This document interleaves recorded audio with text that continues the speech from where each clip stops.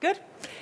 Good afternoon, welcome back. I hope those of you that are back from this morning enjoyed what we had on the program then, and I can assure you, you have a very good keynote to look forward to now.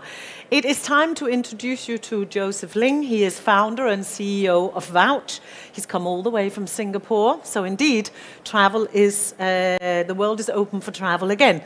Joseph has since his early childhood had an interest in technology and entrepreneurship, and I'm told that engineering and economics is at his heart.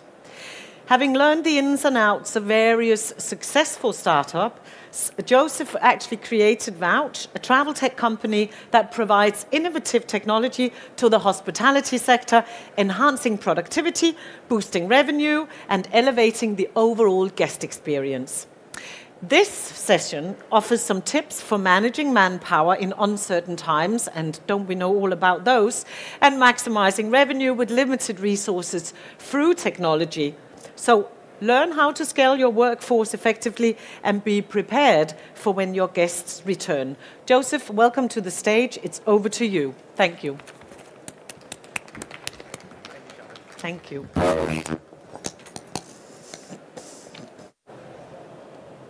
Thank you for that intro, Charlotte. Hi everyone, my name is Joseph and I'm the founder and CEO of Vouch. Before I begin, I just wanted to say a very big thank you to everybody that's here. I'm an insecure guy and it's the first physical event that we've been participating in since COVID started. So I was out there at the booth telling everybody to come. I see some familiar faces, so thank you very much for being here. Right. So I'm the founder and CEO of Vouch, and today I wanted to talk about managing uncertainty in hospitality with technology. It's been a tough road for all of us, and I just wanted to share some of the perspectives and the lessons that we've learned across Asia Pacific and the EU. So I'll start off with a quick introduction to myself and the company, and then I'll talk about some key trends in hospitality, and then I'll touch on a key story that I wanted to share about how hotels have been managing uncertainty in the Asia Pacific region. And finally, I will summarize all my points in the last slide. So at Vouch, we work with more than 20,000 rooms across Asia Pacific and the EU to deploy end-to-end guest experience platforms that allow hotels to scale their operations up and down without having to vary manpower too much. I'll tell you more about that in a while through the story that I will share about the hotel that we work with. But we work with some pretty big names, as you can see on the screen over there. It's not just large hotel chains. We work with smaller independent hotels as well, and we also work with government in Singapore. I think Brexit and the pandemic, needless to say, have really accelerated the trend of the labor crunch in the EU. Right now, you have about 1.3 million foreign-born workers that have left the EU and are yet to return. This is a huge number, and it's no surprise that you have 1 in 6 hospitality jobs that lie vacant, despite hoteliers now offering up to 30% of increase in salary. That's crazy. If today I were to tell you, I'm going to give you a 30% increment, you probably come right back. There's no questions asked, right? But these guys, they've left the hospitality industry and they've found jobs back in their home countries or other jobs in other industries where they don't have to deal with irate customers, unreasonable customers at 7 a.m. in the morning asking for more toilet paper in their rooms when there's one just sitting behind the cupboard that they're in. Sounds very specific because I think I did that. A tough crowd. Anyway. Yeah, so it's been tough for hoteliers all over the world, and it's difficult to find the right people. And what makes it worse is there's a lot of uncertainty, right? In fact, I would say that uncertainty is really the only thing that we can be sure of. No one is sure what's going to happen next month. Is there going to be another variant? Are we going to have another, touch wood, lockdown? I don't think so, but who knows, right? And this happens worldwide. It's really, really difficult. So if I'm a hotelier, I don't even know whether I would want to hire. And even if I want to hire, there's the labor crunch that makes it really difficult for me to act upon it. And hotels are really stuck between a rock and a hard place in this case. Now, I just wanted to touch on a key trend that is shaping up in the recovery, which is revenge spending. And this is real, ladies and gentlemen. I'll share with you a little bit in a while. But according to UBS, there's about 600 billion pounds in excess savings that is sitting across savings accounts across the EU. And all this amount is ready to be spent across the next 2 to 3 years. And if you look at the market, there's about 18,000 chain hotels across Europe, maybe about 150,000 if you include every single type of hotel that there is. And if you do the math, 600 billion divided by 18,000, that means that there's 33 million pounds in additional revenue to be captured over the next 2 to 3 years from revenge spending, spending that has been pent up and is ready to go. And if you were running a hotel right now and you go to your owner and you tell him, hey, I have a $33 million opportunity on average for every single hotel that we can capture, he will give you a hug and say, please capture this market. Yep. And ladies and gentlemen, revenge spending is real. I came to the UK, I brought a half-empty luggage. Within 2 weeks, it's bursting at the seams, and I'm wondering now how to bring that home. And I don't think my wife is going to be very happy when I arrive back in Singapore, where I come from. I think I have to buy her a luxury bag to make up for it. Revenge spending, there it is for you, ladies and gentlemen. So the question is, how can hotels capture the value from an uncertain recovery? Well, the answer is actually pretty simple. Become more scalable. Now, I see some people in the front row start to roll their eyes already. It can't be that easy. How do I do that? And that's what I'm here today for, to tell you about how hotels in Asia Pacific have been able to do so. So I just wanted to start off by saying that in a typical five-star luxury hotel, you have about a ratio of 0.75 to 1.2 employees per occupied room. And this depends on how efficient that hotel is overall. And this number scales linearly. It scales linearly. So the more hotel rooms that you have occupied, the more staff that you need. And hospitality has been like that for the longest time. And I think it's time to take a look at what the tech industry is doing. You have tech companies that are so scalable. They have a baseline amount of servers that are online, and as they add more customers, that baseline starts to scale automatically, and marginal profits increase because it doesn't scale linearly. So the question is, how can a hotel become more scalable? And one way that hotels become scalable is they start to build self-service solutions. Unfortunately, current self-service solutions are just ineffective. The first thing most hotels think about is, I need to build an app. Guests will download my app and they will use it to self-service throughout their stay. That's a really, really horrible thing to do because you're going to end up with a white elephant. So many hotels have done it. So many hotels have ended up with a white elephant. Apps have really low download rates. And there's no surprise there, right? If you're a guest and you're going to stay at a hotel for 2 to 3 nights, are you really going to download an app, create an account, link up your stay, just to make a request for more towels? It's very unlikely. And that's why apps haven't been taking off in the hospitality industry. Some hotels, they use tablets in rooms.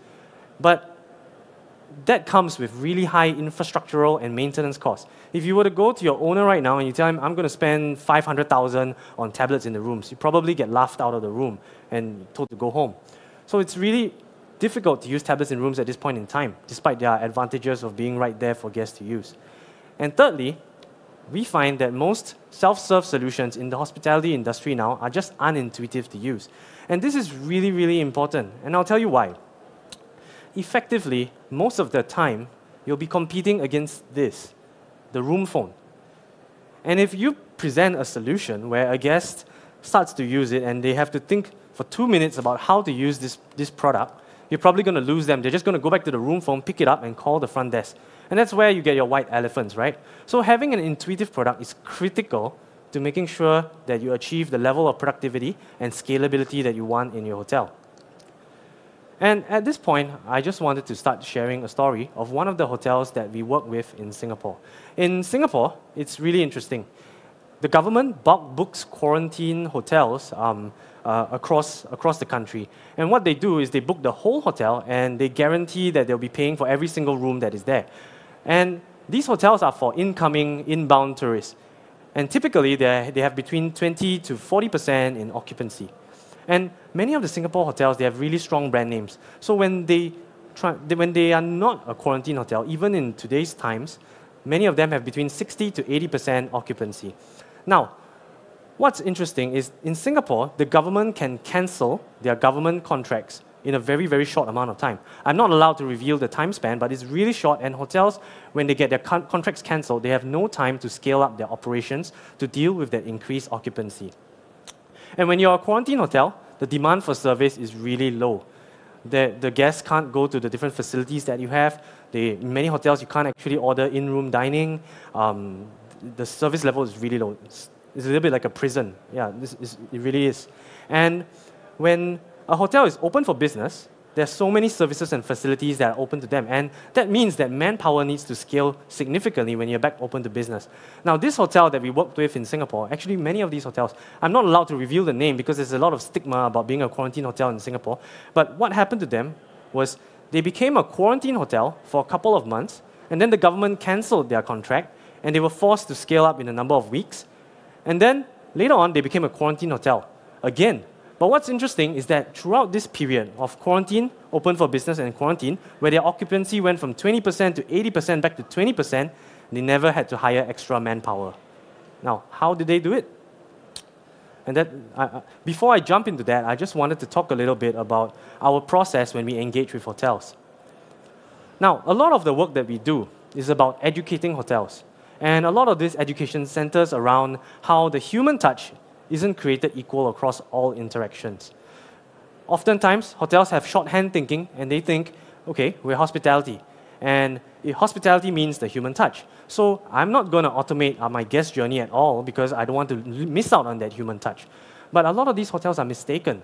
And if you look at the statistics, even pre-COVID, 73% of guests actually stated that they want to use self-service platforms for transactions like room requests or in-room dining.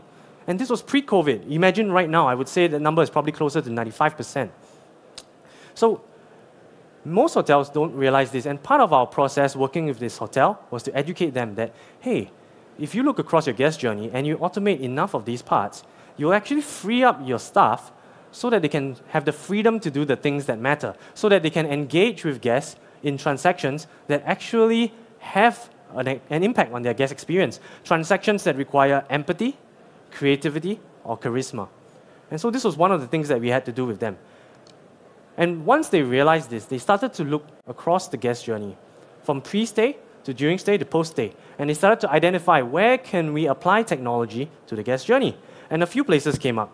In the pre-stay, even before the guest has booked his room, you could potentially deploy a live chat widget on your hotel website, so that if a guest has any questions that they might have, that information, that conversation can immediately go to your reservation center for people to answer. You could even deploy a chatbot. I know there's a lot of stigma behind how chatbots are bad, but chatbots built well can actually have a really great impact on the reservations or call center team.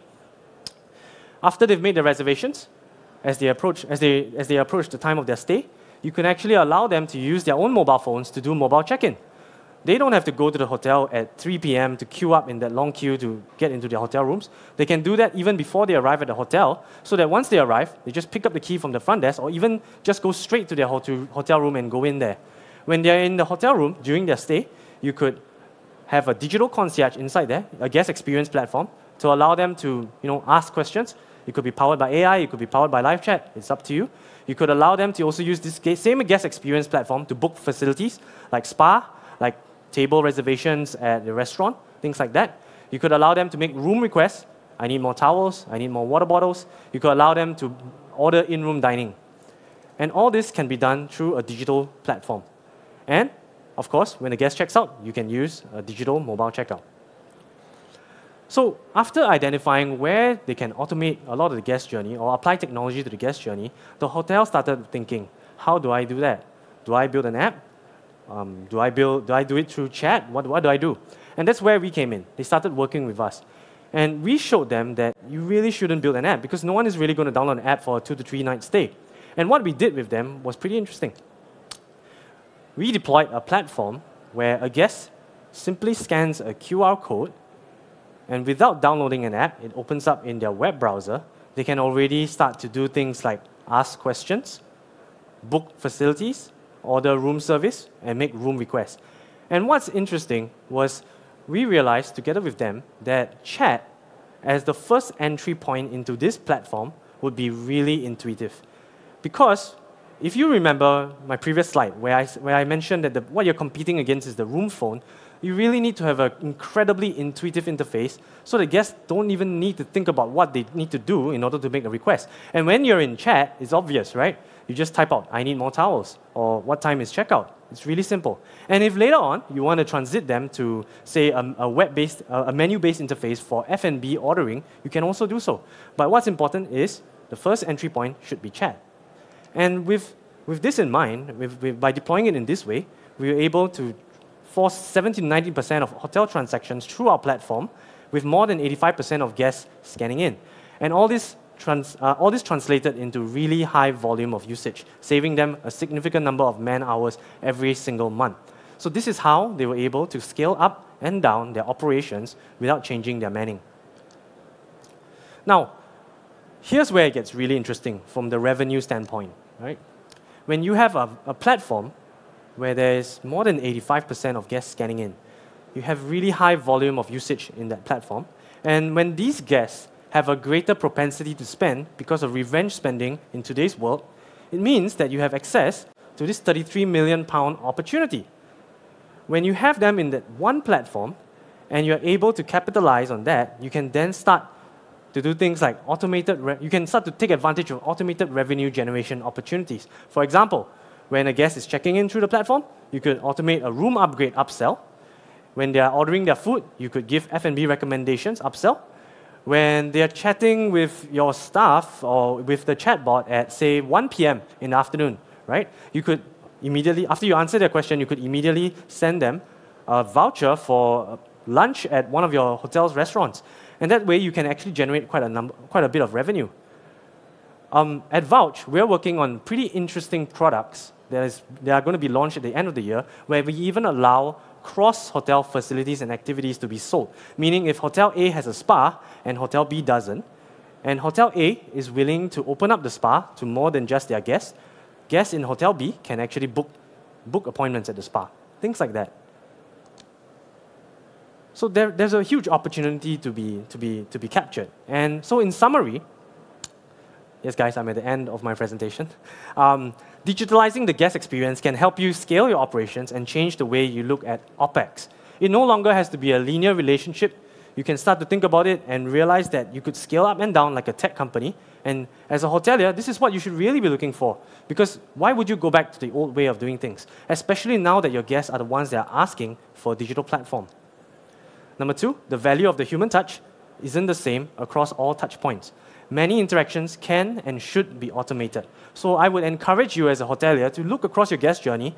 Wherever you don't need empathy, creativity, or charisma, look at how you can automate it or apply technology to it.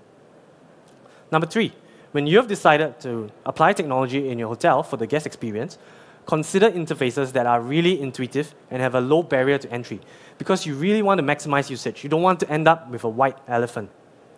And finally, number four, if you're able to execute on 1, 2, and 3 properly, it means that you have a captive audience on this guest experience platform, and you can now capture the £33 million opportunity on revenge spending.